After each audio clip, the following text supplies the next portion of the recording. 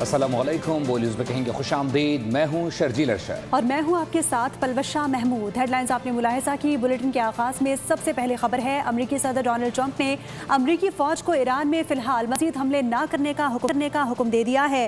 غیر ملکی خبر رساں ادارے کے مطابق اس حکم سے مسلسل جاری حملوں کا سلسلہ رک گیا۔ امریکی صدر ڈونلڈ ٹرمپ نے امریکی فوج کو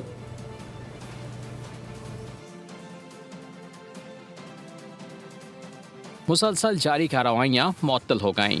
ایران امریکہ کشیدگی سے متعلق اہم پیش رفت۔ امریکی خبر رساں ادارے ایکزیوس رپورٹ کے مطابق صدر ڈونلڈ ٹرمپ نے اپنی افواج کو ہدایت کی ہے کہ ایران کے خلاف کوئی نیا حملہ نہ کیا جائے۔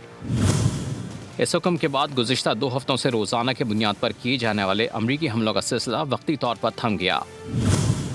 رپورٹ میں بتایا گیا کہ صدر ٹرمپ نے گزشتہ 13 دن مسلسل ایرانی اہداف پر حملوں کی منظوری دی تھی۔ ویب سائٹ کے مطابق اگر صدر ٹرمپ دوبارہ کارروائیوں کا حکم دیتے ہیں تو امریکی فوج انتہائی مختصر وقت میں کارروائی کے لیے تیار ہو سکتی ہے۔ ویب سائٹ کے مطابق امریکی فوج اب بھی ایران کے خلاف بڑے پیمانے پر جنگی اقدامات کی بحالی کے لیے متبادل منصوبوں پر کام کر رہی ہے۔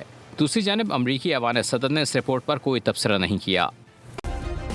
سبسکرائب کریں اور بیل دبائیں تاکہ کوئی خبر رہ نہ جائے۔